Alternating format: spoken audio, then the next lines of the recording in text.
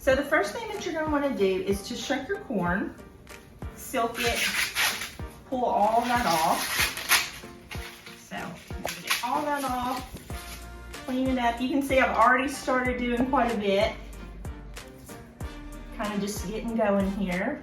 We've got a lot of sweet corn that's gonna be coming in. We planted late. I think I've talked to you all about that before, that the spring is kind of crazy for us, so sometimes we get ours planted a little late. So sometimes we put it up later than most people do. Okay, so I'm gonna get all these silks off. And the silk, sometimes I know people use different terminology and different things, but the silk is just this part at the top of the cob here. And we're going to talk to you a little bit too about how to know when your corn is ready to pick in a different video.